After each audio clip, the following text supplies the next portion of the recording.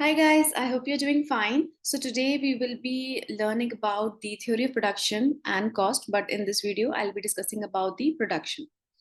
Production theory बहुत ज़्यादा important है, यूजीसी वगैरह सब में आता है क्वेश्चन। सबसे पहले आपको ये पता होना चाहिए कि जब भी हम कोई भी चीज़ प्रोड्यूस करते हैं तो हमारे 4 फैक्टर्स ऑफ प्रोडक्शन होते हैं, land, labour, capital and entrepreneur. हर एक फैक्टर ऑफ प्रोडक्शन की वैल्यू होती है। जैसे लैंड की वैल्यू क्या है, लैंड पे आपको क्या मिलता है, रेंट पे करना पड़ता है। लेबर को आपको वेजेस पे करने पड़ते हैं। कैपिटल पे आपको इंटरेस्ट मिलता है जितना भी आप इन्वेस्टमेंट करते हो, और एंटरप्रेन्योर को मिलता है फाइनली प्रॉफिट, जो ओनर होता है, प्रोप्राइटर होता है।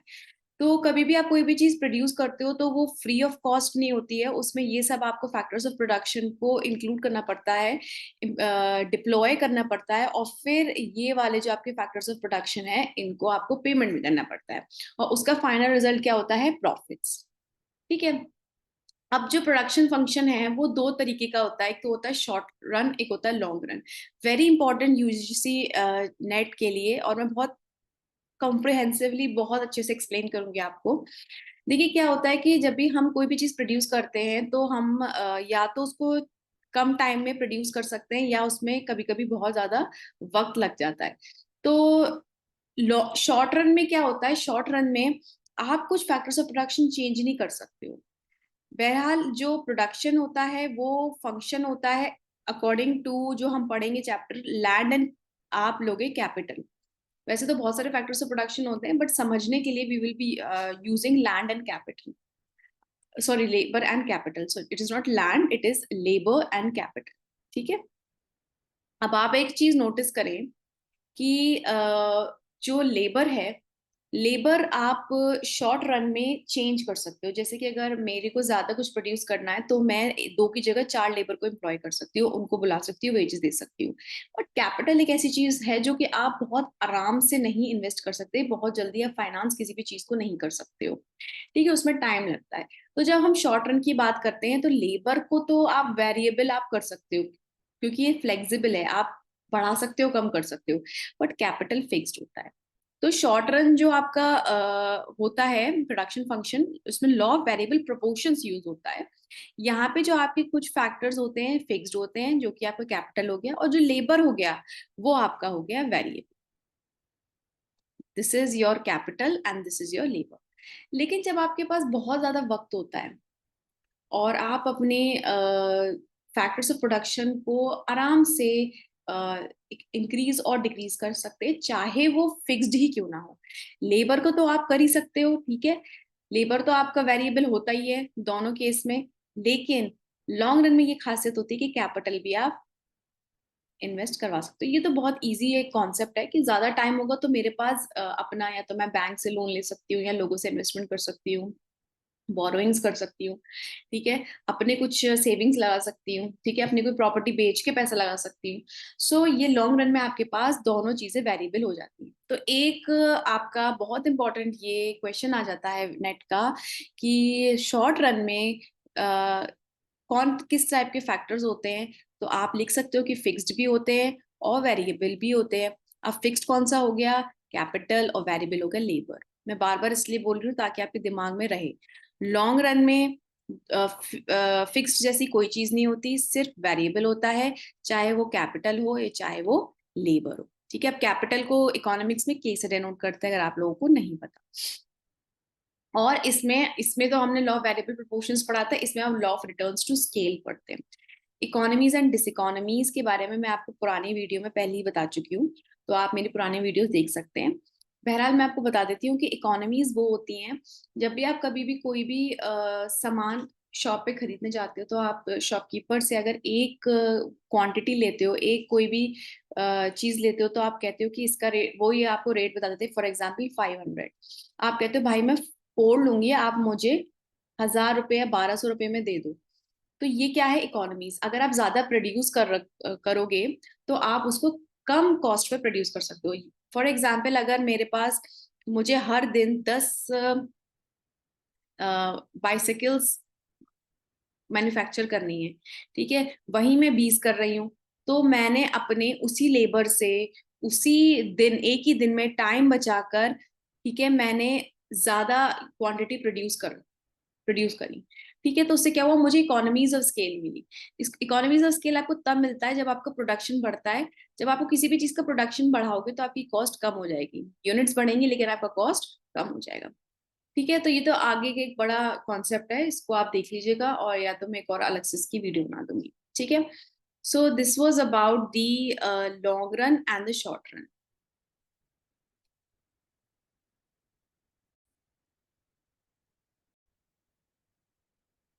तो हम पहले शॉर्ट रन के लॉ की बात करेंगे, लॉ वेरिएबल प्रोपोर्शंस, जिसे रिटर्न्स, लॉ ऑफ रिटर्न्स भी कहते हैं, ठीक है। यहाँ पे ऑलरेडी टोल्ड यू, जो आप कैपिटल होगा वो फिक्स्ड होगा, ठीक है, और जो आपका लेबर होगा वो वेरिएबल होगा। तो आप लेबर की क्वांटिटी को चेंज कर सकते हैं, लेबर को ऊपर या कम कर सकते हैं, ठीक है। तो उसके लिए पहले आपको टोटल प्रोडक्ट, एवरेज प्रोडक्ट और मार्जिनल प्रोडक्ट के बारे में पता होना चाहिए। जैसे टोटल प्रोडक्ट क्या होता है कि कितना आपने आउटपुट प्रोड्यूस किया with all your factors of production, जितने भी फैक्टर्स ऑफ प्रोडक्शन है आपके। एवरेज प्रोडक्ट क्या होता है, total product divided by quantity. And marginal product क्या होता है, एडिशनल जो आपने प्रोडक्ट प्रोड्यूस किया है, टीपीएन माइनस वन। वो मैं आगे आपको एक टेबल के थ्रू और एक ग्राफ के थ्रू समझाऊंगी, ठीक है। So this is about total product, marginal product and average product. Now, this is an example, and we will be making a graph of this. Okay, to understand that what is the relationship between total product, average product, as well as the marginal product. सबसे पहले हमारे पास 11 quantities हैं, ठीक है, of labour. हमारे पास total product है, average product है और मार्जिनल प्रोडक्ट है। अगर आप लोगों को पता नहीं कि ये दोनों, कभी कभी ये होता है कि एग्जाम में सिर्फ टोटल प्रोडक्ट आ जाता है और आपको पूरा अपना जो भी है ये क्वेश्चन सॉल्व करना पड़ेगा। तो आप ये देखिए, एवरेज प्रोडक्ट आप कैसे निकाल सकते हो। बेसिक से बात करते हैं, बिल्कुल लेमैन्स लैंग्वेज। एवरेज प्रोडक्ट कितना हो गया, total product divided by quantity. तो आप टोटल प्रोडक्ट को डिवाइड करोगे 1 से 100, 202 से डिवाइड करोगे 105, 330 डिवाइड बाय 310, समझ गए आप।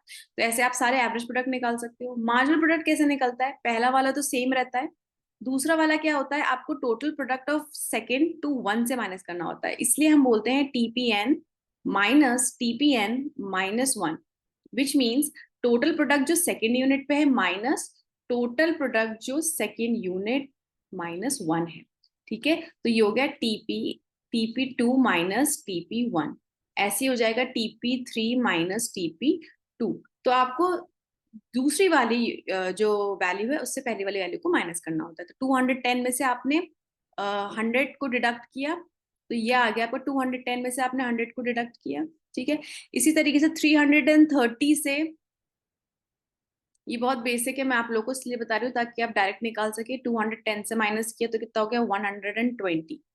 उसी तरीके से आप ये निकाल सकते हो, जैसे फॉर एग्जाम्पल यहाँ वाला है 750 में से 750 माइनस किया तो आपको 0 आ गया, या 740 में से 50 माइनस किया तो -10 आ गया। ये आपने निकाल लिया, बेसिक आपको समझ में आ गया। अब हम बात करते हैं इनकी रिलेशनशिप की। सो रिलेशनशिप आप किस तरीके से समझ सकते हैं, जैसे पहले हम ग्राफ बनाएंगे, उसके बाद हम ग्राफ से एज वेल एज टेबल से रिलेशनशिप समझेंगे, ठीक है। तो मैं फटाफट से ग्राफ बना देती हूँ। सबसे पहले आपको ये चीज याद रखनी है कि आप हमेशा एक्स एक्सिस में लेंगे क्वांटिटी, ठीक है, और वाई एक्सिस में आप लेंगे हमेशा अपना ये तीनों। तो ये आपका टीपी भी बनाएंगे, आप एमपी भी बनाएंगे और एपी भी बनाएंगे, ठीक है। तो यहाँ पे आप मार्जिन ले लीजिए, यहाँ पे आपकी 0 है, आपको यहाँ पे 11 तक लेनी है। ये मैंने क्वांटिटी 1 to 11 ले ली है, ठीक है। प्लॉटिंग आप कर सकते हैं, और वाई एक्सिस पे जो कि हमारा टीपी भी बनेगा, एमपी भी बनेगा, एपी भी बनेगा। तो टीपी को जो आप आपको 750 तक तो वैल्यू लेनी पड़ेगी, क्योंकि मैक्सिमम हम 750 है, और ये तो आप उससे प्लॉट कर ही सकते हैं, ठीक है। तो मैं इसको भी प्लॉट कर देती हूँ। पहला आप ले लो 100। मैंने इसको थोड़ा नीट एंड क्लीन बना लिया है। सबसे पहले आप फर्स्ट यूनिट पे देखिए, पहले हम टीपी प्लॉट करेंगे, ठीक है। जो टीपी है हमारा यहाँ, ये टोटल प्रोडक्ट, हम इसको प्लॉट करेंगे। तो मैं आपको एक दो बताती हूँ, फिर मैं जल्दी से प्लॉट करके वापस आती हूँ। 1 पे 100, 2 पे 210। ये इसलिए मैंने इसलिए अच्छा बनाया क्योंकि उसमें मुझे कुछ रिलेशनशिप्स बतानी है आपको, जो कि बहुत ज्यादा इंपॉर्टेंट है। 3 पे 330,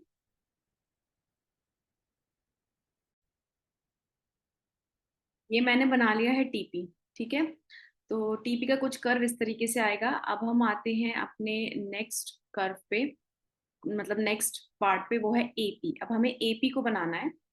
तो एपी के लिए आप सबसे पहले देखिए कि फर्स्ट यूनिट पे 100 है, ठीक है, सेम है, इधर 100 से स्टार्ट होगा, ठीक है। सेकेंड पे 105, हल्का सा इससे ऊपर, ठीक है। थर्ड पे 110, हल्का सा इससे ऊपर। मैं आगे बना के लाती हूँ। ये बन गया आपका एपी का ग्राफ। ये कुछ इस तरीके से आएगा, इसमें ज्यादा डिफरेंस नहीं है, बट ये चीज आपको याद रखनी है कि it will never touch zero और विल बिकम नेगेटिव, ठीक है। वाई? क्योंकि टीपी कभी भी नेगेटिव नहीं होता, और टीपी, एपी टीपी से ही निकलता है, इसलिए ये चीज आपको ध्यान में रखनी है, ठीक है। नेक्स्ट हम बनाते हैं मार्जिनल प्रोडक्ट। सो मार्जिनल प्रोडक्ट के लिए सबसे पहले जो आपका है 100, फर्स्ट यूनिट पे 100 है, ये भी 100 से ही शुरू हो रहा है, ठीक है। Let me change the colour of it. And then 100 पे ही है। देन सेकेंड यूनिट 110, 110 थोड़ा सा ऊपर है, इससे हल्का सा ऊपर। और थर्ड यूनिट है 120, हल्का सा ऊपर। इसको भी बना के लाती हूँ। ओके, मैंने इसको थोड़ा नीट एंड क्लीन बनाने की कोशिश करी है। आप एक चीज नोटिस करिए कि जो टीपी है वो ये है, ये ग्रीन में जो है ये एमपी है, एपी है, और येलो में एनपी है, ठीक है। तो सबसे पहले हम एक रिलेशनशिप समझते हैं इन सबके बीच में। आप ये चीज नोटिस करें कि पहला जो पार्ट है, ठीक है, इसमें 3 स्टेजेस होंगी। पहली स्टेज ये है कि टीपी इंक्रीज हो रहा है, वो इंक्रीज होता जा रहा है, यहाँ इस पॉइंट पे आके डिक्रीज हो रहा है 11th पॉइंट पे आके, ठीक है। लेकिन हमें स्टेजेस देखनी है। यहाँ जब इंक्रीज हो रहा है तो इधर डिफरेंस है 110 का, इधर 110 का है, ठीक है। फिर है 120 का डिफरेंस, फिर 110। तो आप एक चीज नोटिस करो, जो बढ़ने का जो उसका रेट है वो कम होता जा रहा है, बढ़ रहा है, बढ़ रहा है, बट रेट क्या हो रहा है, कम हो रहा है। तो पहली स्टेज पे जो ये बढ़ता है वो इंक्रीजिंग रिटर्न से बढ़ता है। तो जैसे ये इंक्रीज हो रहा है फर्स्ट स्टेज पे, and it is increasing with the increasing returns, इस तरीके से ये बढ़ रहा है। तो अब आप ग्राफ में आपको मैं दिखाऊंगी, ये बढ़ रहा है, लेकिन हल्का सा यहाँ पे नीचे की कर्व की तरफ क्यों आ गया? क्योंकि पहले ये इसका जो डिफरेंस था 100 था, फिर हुआ 110, बढ़ रहा है, और फिर 120 से होके फिर ये 110 पे आ गया, 110 हो गया डिफरेंस, ठीक है। तो पहले हमेशा जब आप टीपी और एमपी एपी का कर्व बनाएंगे, आप ये देखेंगे कि पहले आपका जो टोटल प्रोडक्ट होता है वो हमेशा आपका पहले इंक्रीज होता है इंक्रीजिंग रिटर्न से, फिर इंक्रीज होता है डिमिनिशिंग रिटर्न से, मतलब उसका जो रेट है वो कम हो जाता है, ठीक है। तो अब ये चीज आप इसमें नोटिस करें, जब ये इंक्रीजिंग रिटर्न से बढ़ रहा है तब एपी का क्या रोल है? एपी भी बढ़ रहा है, यहाँ 5 से है, फिर यहाँ 5 से है, यहाँ पे 0 हो गया। ये भी बढ़ रहा है, लेकिन एक पॉइंट पे आके ये 0 में बीच में डिफरेंस हो गया। तो ये आपकी यहाँ तक की स्टेज हो गई 1, जहां पे आपका टीपी इंक्रीज हो रहा है इंक्रीजिंग रिटर्न से, और आपका एवरेज प्रोडक्ट भी इंक्रीज। अच्छा, एमपी का हम देखते हैं। एमपी में क्या है, यहाँ डिफरेंस 10 है, फिर 10 है, लेकिन अब यहाँ पे गिर गया तो ये -10 हो गया। तो ये आपकी स्टेज हो गई 1। तो ये आपका जो थर्ड पॉइंट है वहां तक ये हो गई आपकी stage. This is your stage 1।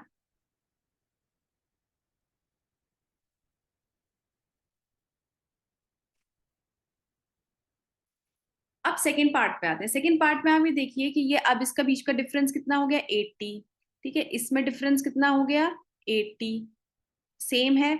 फिर 70, फिर हो गया ये 50।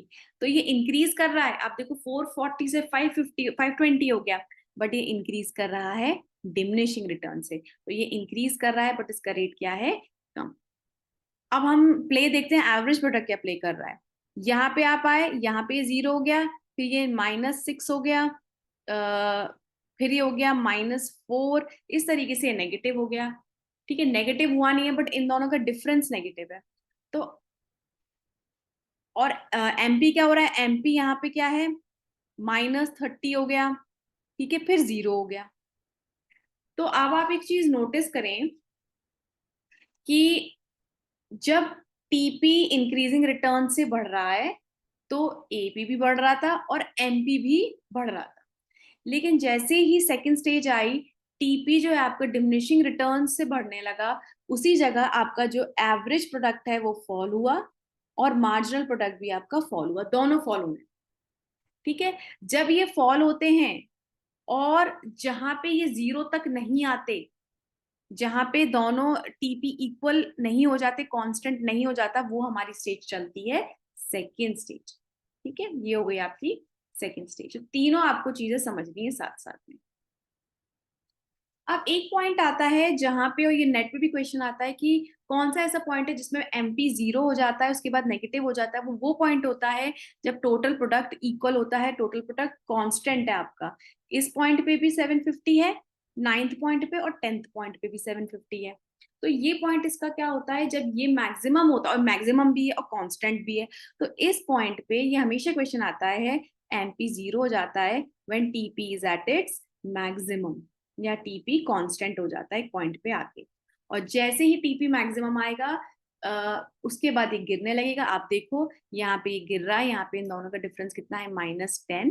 तो ये गिरने लगा, और जैसे ये गिरने लगा, ये तो गिर ही रहा था और ये नेगेटिव हो गया। तो अब यहाँ पे देखो और एक चीज खासियत क्या है, एपी कभी भी टच नहीं करेगा जीरो को और नेगेटिव को, और एमपी एक पॉइंट पे आके जीरो हो जाएगा, और जब टीपी फॉल होने लगेगा एमपी भी जीरो हो जाएगा, मार्जिनल प्रोडक्ट आपका जीरो हो जाएगा। ये हो गई आपकी स्टेज थर्ड। तो पहली स्टेज क्या थी, इंक्रीजिंग रिटर्न्स, फिर डिमिनिशिंग रिटर्न्स, और फिर आपका negative MP and maximum TP, and then TP is falling. So this is the mechanism of the production function and it is very important. मैं आपको इसका एक और तरीका दिखाती हूँ कि इन्होंने किस तरीके से बनाया है, तो आपको समझ में आ जाएगा। ये देखिए, यहाँ पे भी इन्होंने सेम ऐसी स्टेजेस बताई हैं। पहली स्टेज में क्या है, ये इंक्रीज हो रहा है इंक्रीजिंग रिटर्न से, फिर डिक्रीज हो रहा है डिमिनिशिंग रिटर्न से, और फिर ये फॉल हो रहा है। और ये जो पॉइंट होता है, यहाँ टीपी मैक्सिमम होता है, और जहां टीपी मैक्सिमम होगा एमपी क्या हो जाएगा, जीरो। यहाँ पे मेरा सही इसलिए नहीं आ पा रहा है, ये देखो ये आ गया, ये पॉइंट है जो मेरा यहाँ पे जीरो हो गया। ठीक है, यहाँ पे आपको क्लीन इतना ही दिखेगा, बट यहाँ देखो टीपी यहाँ पे मैक्सिमम था 750 का, कांस्टेंट हो गया, और ये एमपी क्या हो गया, जीरो। और यहाँ पे ये फॉल होने लगा, ये हो गया नेगेटिव, जो कि आपका -10 का डिफरेंस आ रहा था एनपी। ठीक है, और 740 हो गया था टीपी। सो ये है टोटल थ्योरी ऑफ प्रोडक्शन का, total product, average product of marginal product. इसके बहुत सारे एमसीक्यूज बन सकते हैं, बट आपको अगर कॉन्सेप्ट क्लियर है तो आप कोई भी इसको सॉल्व कर सकते हो। ठीक है, थैंक यू।